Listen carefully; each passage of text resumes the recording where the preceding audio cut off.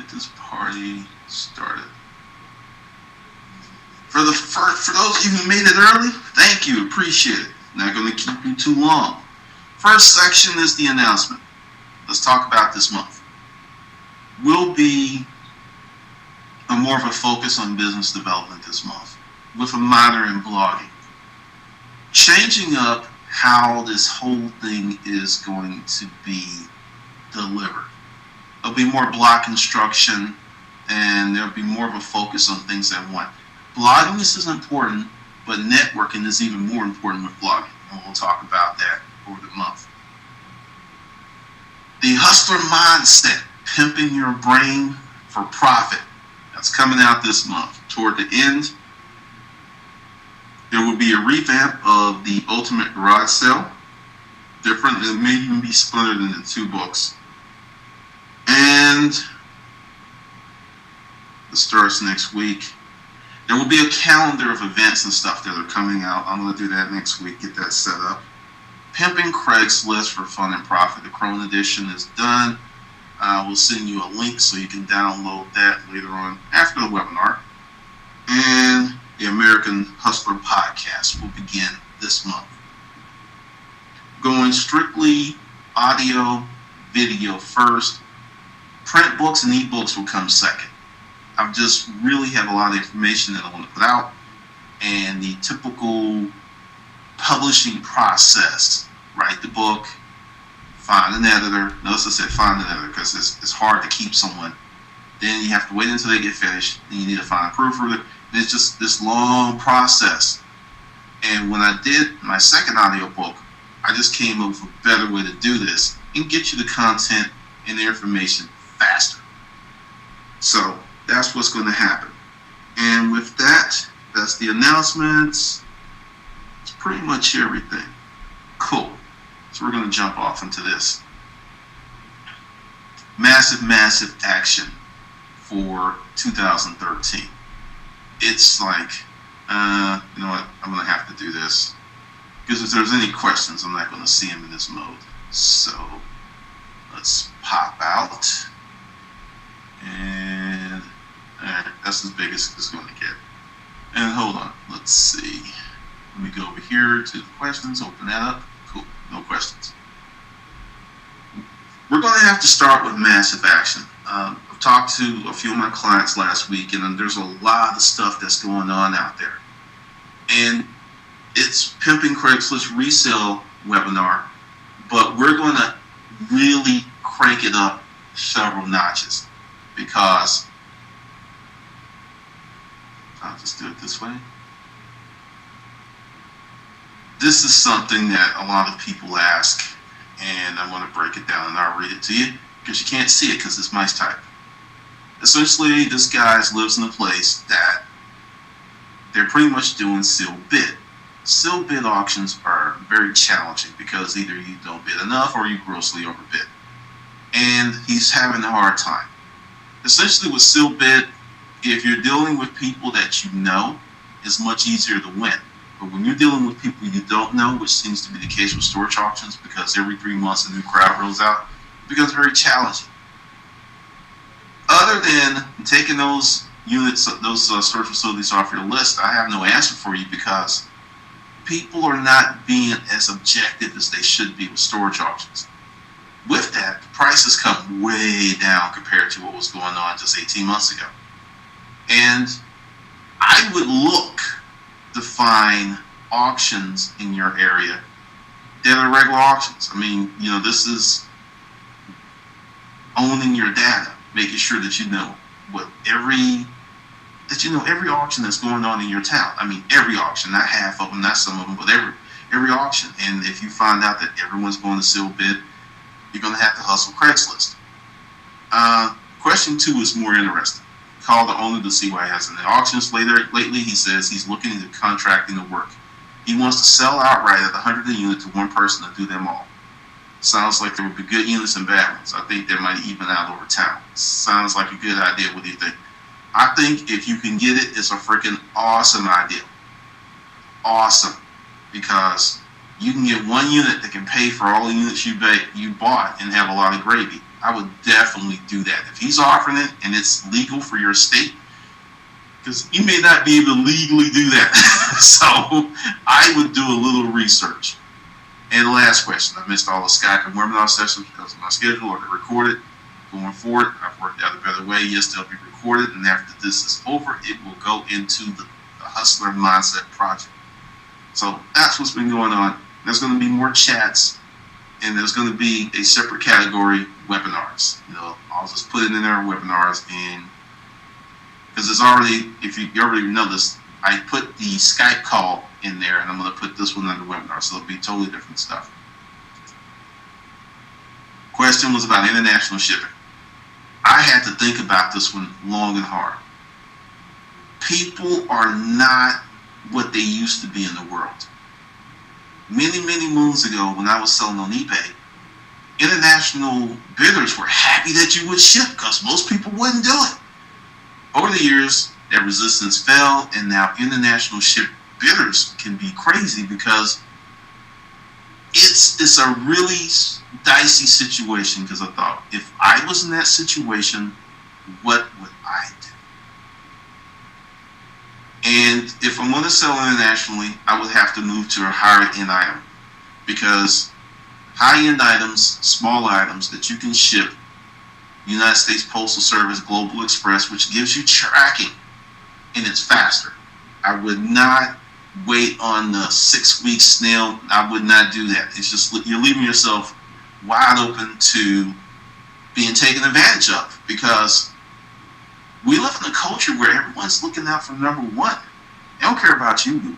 A friend of mine owns an online shoe store, and people are trying to return shoes that they bought 6, 7, 8 months ago, and they're worn in the lieu of excellent customer service. And I was just sitting there like, you've got to be kidding me. So you really have to look at your business plan. If it was me and I didn't have high-end items or access, I would probably not ship internationally. I've heard horror stories, and I've heard a lot of people just griping about it. It's been really, really horrible for international shippers. And the thing is, there's a lot of good people over there, and they won't take advantage of you. But between the vice of PayPal, because all I have to do is, I didn't get it, or it was, then you're losing your money. PayPal is not your friend in that situation, and there are people in that company that knows how long it takes for stuff to be shipped to certain countries. They even have certain countries that are known to be rip-off locations. So I would just pretty much stay away from that, because one of the things that we're going to do is learn how to build more local businesses. I understand the web is wonderful. It connected me to all of you, but there's money in your town. And when I look back at my storage auction career, 90% of the money we were making came from Georgia, even if it was on eBay, especially if it was on Craigslist. We were shipping all over the place, but we had a lot of people that bought here. So definitely work on getting that local dollar, because it's a new world that we're moving into. Something I did not put into the announcements. Going forward, for the foreseeable future, I am not putting any of my products on Amazon or Kindle or iBooks or any of those other organizations. And it's not a bash. I think they're excellent. At some point in the future, I may put some products up there. But essentially, the type of product that I have, it doesn't work well there. And it opens me up to some crazy stuff, because I was in my book group and I was saying some things and I was getting beat up, and it just kind of hit me like in slow motion. You are a Baptist preacher trying to preach to a bunch of Catholics. They're not hearing you. They don't even want your message because the perspective is so different. And it was like, oh, stop doing it. So I just, sit back in the cut and I watch and I gather information. But what I'm trying to say is, because my perspective is different, it doesn't work well with me trying to do what everyone else is doing. And I want you to really look at your businesses in the same manner, because there's a lot of popular advice out there that's pretty dangerous. It really is dangerous. Like, we've talked about social media. Social media is just like the sprinkles and the nuts on the cake. It's not even the icing sometimes. You could become a social media star, but try selling something with that fame, and it's really, really hard. So definitely, I'm revamping my business. I'm actually, making some changes. There's some original members that are no longer with us because one, I had to get rid of because he was doing some crazy stuff. And I'm looking to make this bigger and better, much bigger and better. And this was inspiring. This happened today. He's been with me for a long time. He came across this deal. It was a company that made 100-foot windmill blades.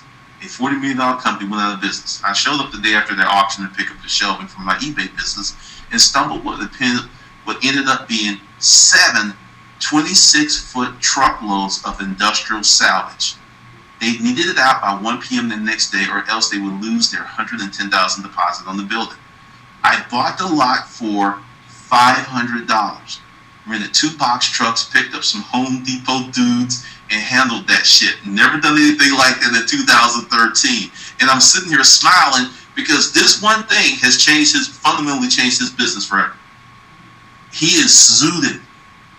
He paid more for the truck rentals and labor, but the money he made, it really set off his 2013. And, it's about stretching and doing stuff differently. There's going to be a lot of challenges. One of the interviews that's coming up is with a really good friend who used to be a picker, and now she owns 2 consignment stores. I don't even think Melissa's 30. She might be 31, something like that. And just talk about her journey. And I have other people who are business owners, and I'm going to start bringing them in there.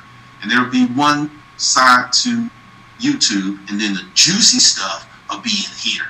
So this is the type of stuff that we need to do. Really elevate that mindset, do some things differently, and really, really push and don't be afraid to fail, because I just have a feeling that we have some stars in here, and it's just a matter of just really pushing. Also, there will be new members coming to Sparta, but they're going to be a little different because currently the price is $60 a month, and it's going to go to $100. So it's going to be a different group of people that will come in after that. But I think it's best for you, like I said, as long as you stay subscribed, $25 a month, for the founders, and that will never ever change because it is my intention to bring some really hot stuff here.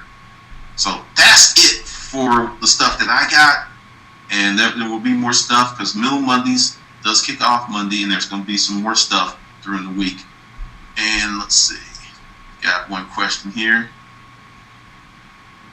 It's a statement from Daniel. Using 80-20 for me, international buyers are so time consuming. And that's another issue because you just can't print up a label and ship it.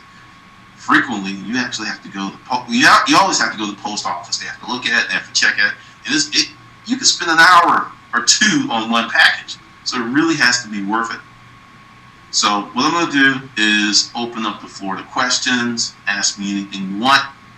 Then we will tie this turkey up and everybody can go on and have a wonderful Sunday, because I'm trying to keep these things short, 30, 40 minutes, because people have lives. That's one of the reasons that I'm going to the audiobook format.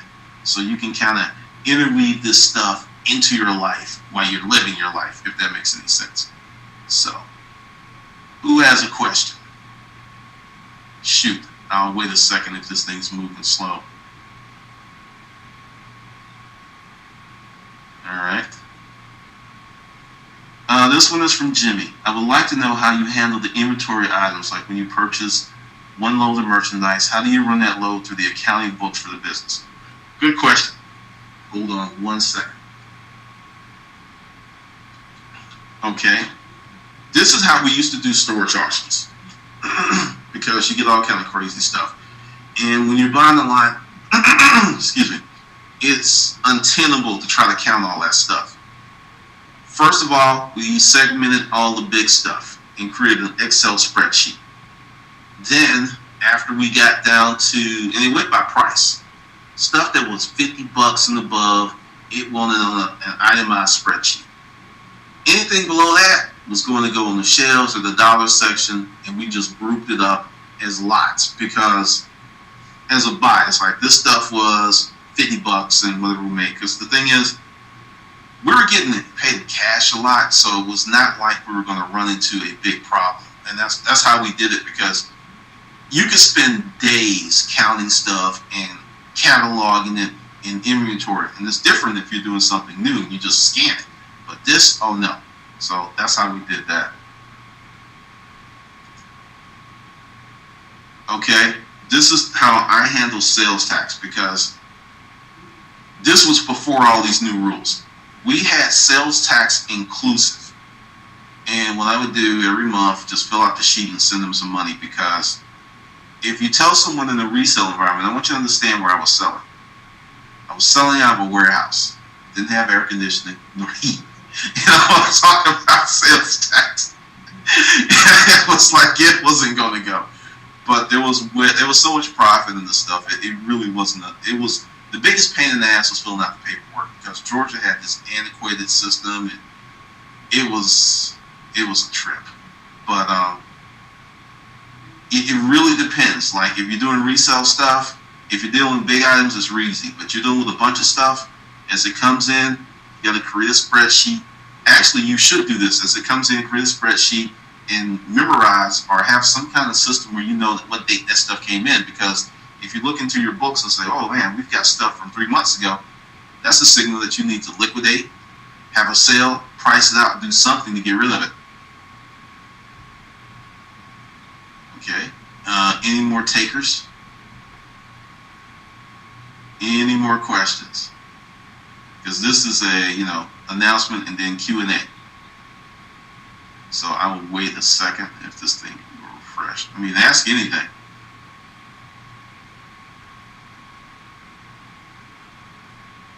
Let's see. I got a hand raised.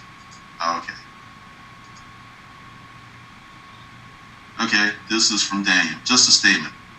I'm a part-timer. I work, but I'm moving towards full-time. Some of us part-timers are staying along for the ride no matter what. So as soon as I get my 3/4 job income, I would know I can ramp this up and be okay. Well, I mean, that's the thing. When I got into business, I had another business. I had some contracts. I had money coming in, but I also had a lot of freedom. So it was really a perfect situation for me, because I didn't have to go to a job every day. I could go out and hang out on the auction trail and learn. But I think that's a wise move, because if you have family, you just can't quit your job and jump into resale, because it's going to take, realistically, and this is a typical 6 months to 18 months to really get to a decent space income-wise. And it's just not going to happen overnight. So I totally understand that.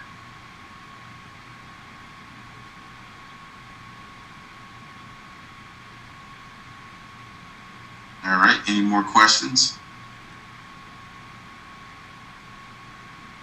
I'll hold on a second, because I know this thing could be. Someone had a hand raised, but nothing came through. Oh, here we go.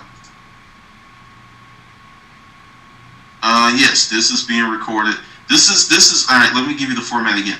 This is like I make some announcements and then I just open up the floor to Q&A. Like you can ask me any question you want about business, the blogging, hustler mindset, and then when we get to a point where people are asking any more questions, it shuts off.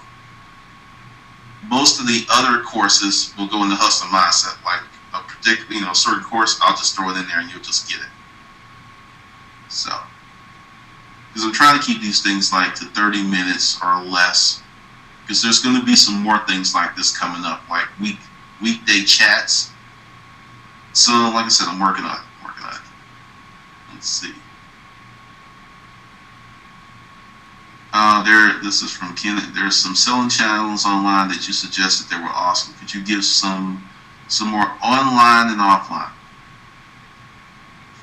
It's a different world right now. I would say you still have Craigslist. I would keep Craigslist in the arsenal. I would try to reduce my dependency on eBay as much as possible.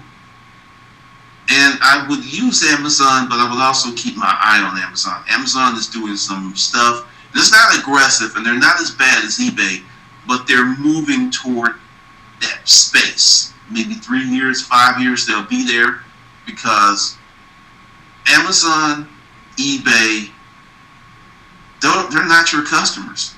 Amazon has that credit card on record. eBay doesn't even want you to talk to them. So in terms of selling offline, I'm going to say develop your own channel. I'm going to give you an example. I wish she was here. This girl, she's in Texas. She didn't want a store. She didn't want to be overly complicated, but she loved garage sales. So she went and asked several of her friends, and she can have a garage sale any week that she wants to, and she does really well. So she created her own economy because when her friends was like, hey, well, you're gonna have a sale at my place when you sell this and that for me, and I'll throw you a few extra ducats. So you got to start thinking, what can you do where you are? What service isn't happening? I talk about in the new Pimping Craigslist, because I totally revamped it. I took a lot of stuff out. I took out, about why I fell in love with Craigslist, because, everyone knows what Craigslist is. It's, you can do pop-up stores. You can go to a merchant and say, hey, I have X amount of merchandise. If it works with that merchant, and just sell in front of their store, if you can do it, because you can run into cool enforcement problems with that. So it depends. And this is one of the reasons that I kind of kept my warehouse in a bad part of town, because you can get away with more stuff. I mean, you just can't. You go to the nice, oh, no, because they're on you.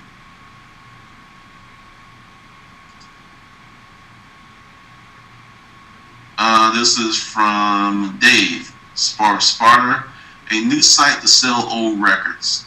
www.discogs.com. That is DISCOGS.com. Thanks for the tip. That's pretty good. This is from Kyle. Where do you think most resellers fail? Did a video about that today. Number one, no plan. Number two, no goals. Number three, trying to sell any and everything with little regard to creating a stable long-term business. Following trends. I'll give you an example. And I did this in the video. My main thing was furniture. But we did other stuff. But we made sure that it worked with furniture. That's one of the reasons, like if I saw a unit that was full of home decor, stuff that women like, clocks, pictures, that stuff worked with furniture. Appliances work with furniture. Pick 1, 2, maybe 3 things that you're really good at, that you know a lot about, and you can consistently make money. A lot of resellers fail because they don't look at what people need. They get caught up in the fancy, the shiny stuff. And I just realized, when we're in our warehouse, the dollar section stuff just always flowed because it was so cheap. In the middle of the road stuff did well too. And the high-end stuff either went out the door really fast or sat forever. And that's the stuff I ended up marking down the most, was the high-end stuff. Because the market conditions changed.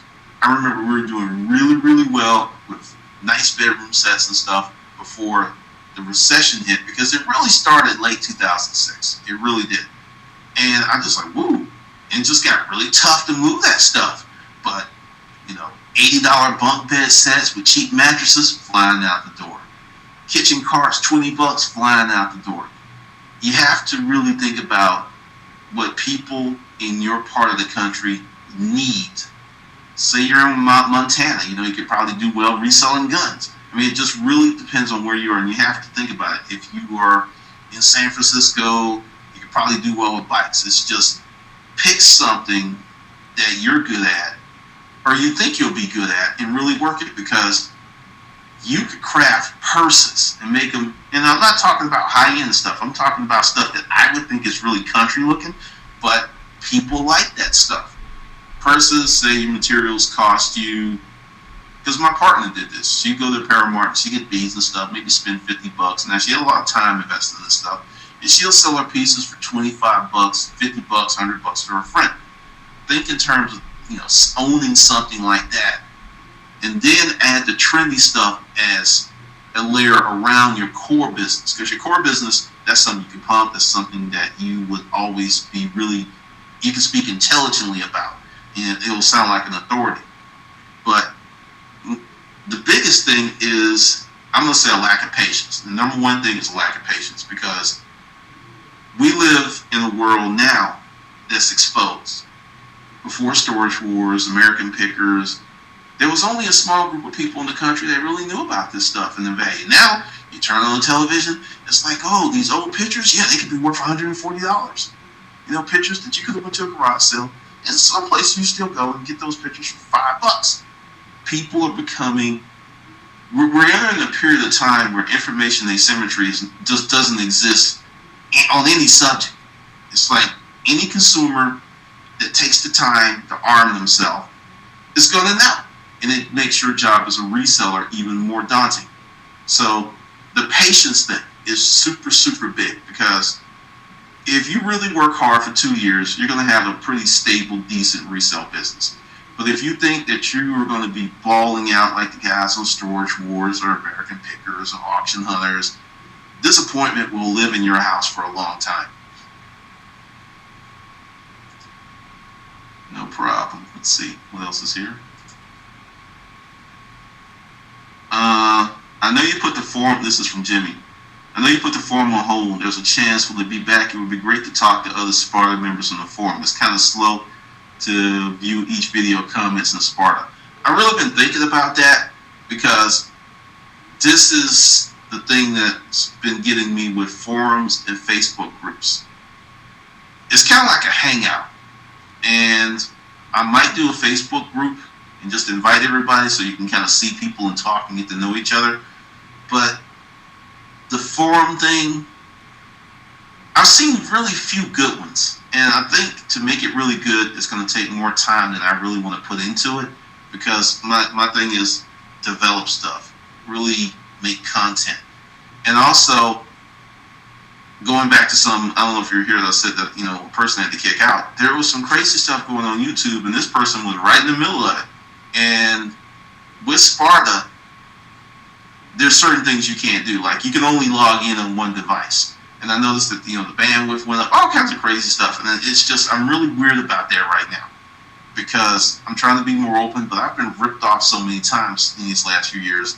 That's why the Facebook and putting stuff on there, because the thing is, it's Facebook's platform, and they can change the rules anytime. And every time you create something, there's all this mice type somewhere that's saying you're giving them all these permissions and you don't know it. I'll work on it, because, you know, like I said, that did cross my mind today. It's just a matter of me really thinking of a better solution. Because the thing is, I want it to be totally private, but I also want people to know each other, because when you see someone's real name, people tend to be more honorable and don't act a fool.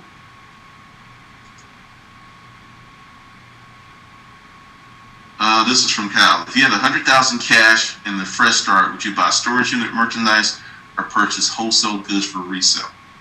No brainer. Storage auction stuff, resell stuff off Craigslist. The margins are much higher. When you buy wholesale goods, it really depends on the market, because say you buy some inventory in January and things are going well, then a new product comes out and it's $25 cheaper. It's going to do two things. It's going to impact your price, and it's going to make it hard to sell your stuff. You know, unless it's an iPhone or something. But I would definitely do resale and used items, because the deals are remarkable there. And another thing I would do, if I had $100,000 cash, I would try to create my own product. Something that I could just source out, not even China. Just get some of my Latino brothers. I would try to build my own thing, because when you buy wholesale, understand, there's a markup on that too. So if you could kind of create your own thing, you're just going to be in a better situation.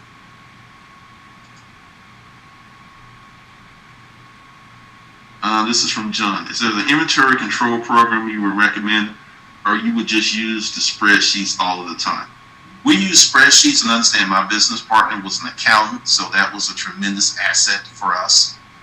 But going forward, if I was to start now, I would look into consignment store software, because that's going to be the closest thing that can be robust enough to handle your stuff. because they're used to dealing with a lot of items all over the place. Give it a SKU number, keep up with it, and a scan tag. Because that would be my best guess. Because we looked at some of those things, but none of them were quite right. Because the thing is, with the storage units, the inventory was all over the place. It was just, this did 4 things, but we needed 8 more done, so it just never worked out. We just stuck with the spreadsheets. Sure thing. All right. Okay, this is from Daniel. When you say create a product, do you mean a physical product like a toy or a tool, or a digital product like software or ebooks? All of the above. I would give you an example. Bookcases are very expensive, well, nice bookcases, not the particle board ones that you put together with the included tool in the kit. But really nice solid wood bookcases are really expensive. If you had the skills and the pattern and could scale it up and build like 5 a week, your cost was $30 with materials and maybe another $30 with labor, you could pretty much sell them for $150 to $200. I mean, create a product. The whole thing that really being on YouTube and doing the book exposed to me was when you create and you're a producer and you create something that the world wants, the margins are ridiculous. Because I'll give you a little background. I was in the contract office furniture business, and frequently I found myself anywhere from $20,000 up to $250,000 in debt every month, because I would sell some product, but I didn't have the cash to float the inventory myself, so I would either factor it or I had terms with the manufacturer. And it was just like, there's $500,000 in my checking account, and I'm depressed because I know $490,000 of that's about to go out the window. It was really, really irritating. It was just like, there's all this money and none of it's mine. That really irked me, and that's one of the reasons I think I just really fell in love with the storage auction business, because the margins were so much better. I mean, you look at business owners and, they may have $1 million business, but if you don't know what that cost structure is, I mean, they may be taking home 50 grand, literally. They may be taking home $50,000 from $1 million business because of all the costs of the insurance, the tax. So, definitely, anything, the sky's the limit. If you could create a painting, if you could create whatever. Because we're in a period where you could be in your bedroom, you can sketch up some kind of product, you can go to China and have it made, and you can do that on a decent to maybe upscale income without making loans. That's possible now. And it's going to become even more possible in the next 5 years. So anything.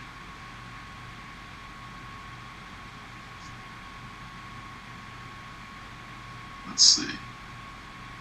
Okay. Alright, I'm going to do one more question, then I'm going to shut this puppy off, because I know it's Sunday and y'all have to go eat some steak or kiss on your wife or something. And Mental Mondays will be out tomorrow. So anyone has one more question, okay?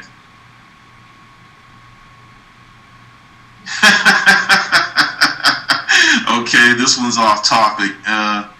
Email me at glendon@storageauctionshogun.com.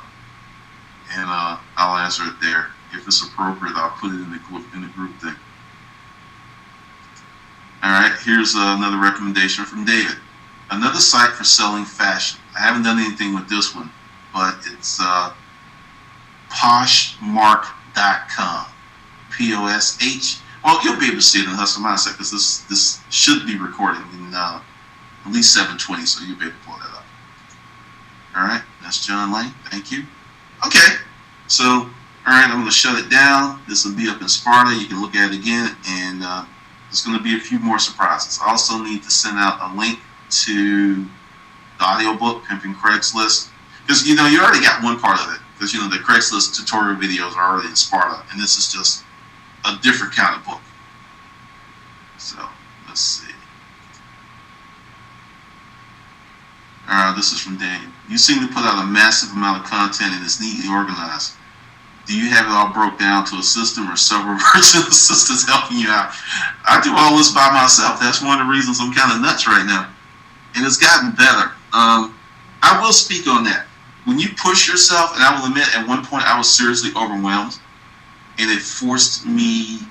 This is going to be kind of dark, but I realized when I was watching my partner pass, because I would go to the hospice every day, when you're faced with something that big, it makes you realize what's super important. And I realized, from all, because, I don't do the stupid stuff on YouTube anymore, like cussing people out and challenge videos. I have moments where I want to do that, and I realize I give myself 24 hours to calm down, and I realize it's stupid, and I leave it alone. It's like when you eliminate certain things, you can be very productive. I don't watch television. So I appreciate that. By really pushing, I kind of forced myself to do it better because, I made a lot of mistakes. So, you guys, like I said, were the guinea pigs. And it's just, my intent is on the goal sheet to make this better and better and better, because what I'm giving you is my life business experience as it came to me. Because until I started doing this, I didn't realize, because when you're doing something, you don't really quantify it. You just live it. And from starting all those businesses to the storage auction business, there's a lot of different things that I can help people learn how to do to make more money. So that's the reason for the hustler mindset. So I appreciate that. Yes, the Hustler Mindset Project subscribers get the audiobooks. That's why it's the best deal. Some people still don't believe me. But yeah, you are on the mailing list, and it will be coming to you once I send out the link. Brian Tracy, I'm going to say go to YouTube, listen to some of his stuff, because there's a lot of it's on there, and figure out what's best, and go backtrack to the whole course and go from there, because Brian's kind of like all over the place. I can't remember the main one I used to look. I think it was The Science of Success, because it was about salespeople, and I used to listen to it, and it was cassette tapes. I actually wore those things out where they just didn't play anymore. I think it was The Science of Success. It was an old set. But that one.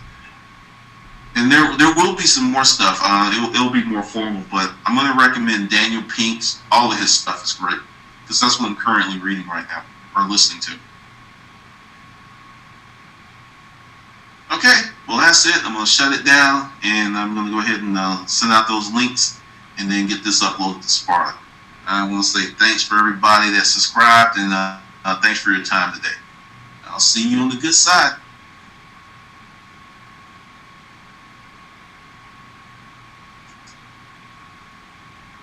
The organizer has ended the session, and this call will be disconnected.